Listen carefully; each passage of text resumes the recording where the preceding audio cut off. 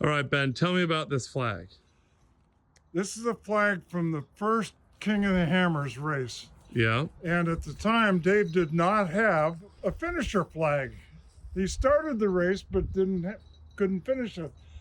On the front of the motorhome, we had American flag and a finisher flag. On your flagpole. On my flagpole. So we grabbed that, put it on a broomstick, and that was how we flagged in all the winners on the first King of the Hammers. First official. Yep, and then I've had every year I've had everybody sign it. Oh, look at that! There's 2011 Shannon, 2014 Loren, 2010 Loren.